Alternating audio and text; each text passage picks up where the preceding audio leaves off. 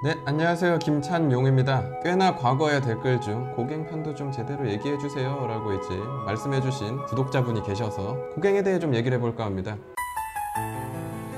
여러분이 직접 듣고 한번 판단해 보시라고 이 사람 인생 먼저 간단히만 좀 정리하자면, 고갱은 막 어릴 때부터 난 화가 돼야지 하고 이렇게 꿈꿨던 사람은 사실 아니었습니다. 원래 선원이기도 했었고요, 주식 중개인으로도 살았고 꽤나 성공해서 결혼도 하고 자식도 잘 키우며 나름 작품 수집도 좀 하던 사람이었는데, 수집하고 하다 보니까 본인 내부에 좀 잠재되어 있었던 예술혼이 불타버린 거죠. 나도 화가해야겠다, 본인 꿈을 막 키우고 싶었던 거죠. 그 인상파 예술가 중에 피사로라는 예술가가 있습니다. 되게 마음 착한 푸근한 아저씨, 이게 참 되게 착한 분인데 착한 사람이 늘 주목받질 못하더라고요. 이분이 이제 또 고갱을 품어줘서 인상파 예술가들하고 같이 활동을 했는데, 당시 잘 나가던 인상파 예술가들 모네, 르누아르, 카유보트 이런 친구들은 고갱 작품을 그닥 인정을 안 해준 겁니다. 얘는 전통도 아니고 뭔가 좀 부족해, 사실 살짝 무시당하는 캐릭터였는데, 그 당시 작품 하나 추천드리면 꿈꾸는 아이라고 이 1881년작 본인 딸을 모델로 해서 그렸던 작품입니다. 물론 포근하게 잘 그린 작품이지만 언뜻 보셔도 엄청나게 특색 있다 이런 느낌이 들진 않죠. 이때까지는 고갱도 그냥 섞여서 배워가는 입장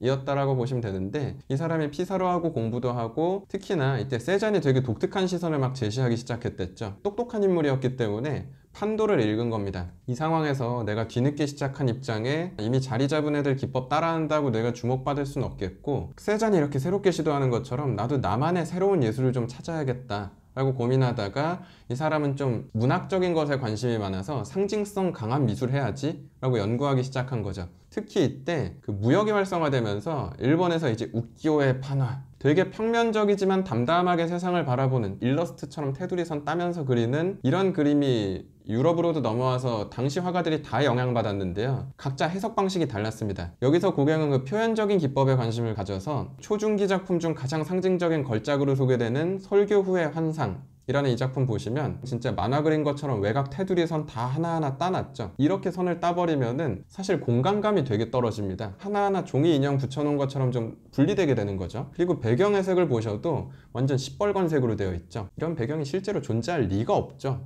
이 나무를 통해서 앞쪽에 기도하는 사람들은 실제 기도했던 그 사람들의 모습에 대한 상징으로 그리고요, 야곱하고 씨름하는 이 모습을 보여주면서 저쪽은 우리의 환상, 기도하는 사람들 마음속에 존재하는 상상의 모습을 같이 섞어 넣는 상징적 형태, 꿈을 꾸는 듯한 그림을 그리기 시작했던 겁니다. 본인 예술을 종합주의라고 선언해버리면서 디테일하게 구분할 때는 자기만의 예술이 생겼던 거죠. 뭐 사실 미술사에서 크게 묶을 때는 후기 인상주의 이렇게 묶어서 소개하지만, 이 사람도 사실 그렇다고 살아있을 때 작품 엄청 잘 팔렸던 예술가는 아니라서 경제적으로 좀 힘들다 보니까 고흐의 아르레 노란 집에 가서 같이 생활하게 됐던 건데요. 근데 저는 고흐도 마냥 착하다고 생각하진 않습니다. 심약한 사람이지만 너무 예민하고 감정 기복이 있었기 때문에 누구라도 겪기 힘들었겠죠. 다만 여기서 고갱이 포용해주고 선배 같은 예술가였다면 고흐의 그 예민함도 받아줬을 수도 있을 것 같은데, 고갱도 마냥 착하지 않다고 했죠. 야욕도 있고 이런 사람이다 보니까 재능이 뛰어난 고흐에게 어느 정도 질투도 분명히 있었을 거고요, 조금이라도 성공해 있다는 입장에서 계속 찍어 누르려고 하다 보니까 그 귀가 절단되는 사건까지 벌어지면서 둘은 완전 갈라지게 됐던 거죠. 그 이후에도 고갱은 가족에게 돌아가지 않았고요,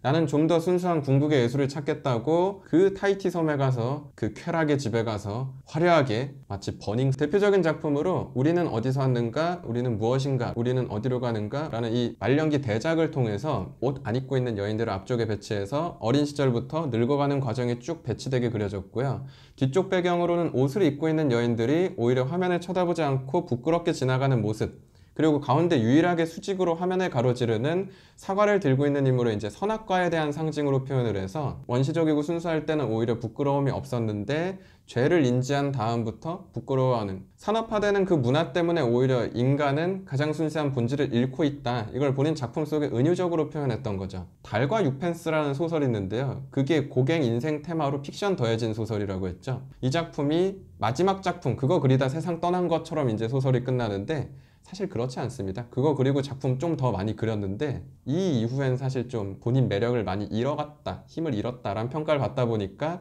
상징적으로 이게 정신적 유작이다 이런 평가를 받고 있는 거라서, 소개해드렸던 설교의 환상과 이 제목 엄청 긴 이 대작 두 개 같이 기억해 주시면 괜찮을 것 같습니다. 이 사람의 예술혼은 인정받아 마땅하나 가족을 내팽개쳤다라는 그 지점과 동료들 사이에서의 너무 과격한 성격과 행동, 이런 지점 때문에 저는 인간을 되게 중시하는지라 도덕적으로 봤을 때 이 사람이 좀 나쁜 놈이 아닐까 라고 그냥 좀 재밌게 보시라고 소개했던 건데, 고갱 팬들 입장에선 화날 수도 있겠죠. 작품 따로도 한번 봐주시고요, 이 작가의 인생과 함께 엮어서 판단해 주시는 것도 나쁘지 않을 것 같으니까요. 오늘은 여기서 좀 마치도록 하겠습니다.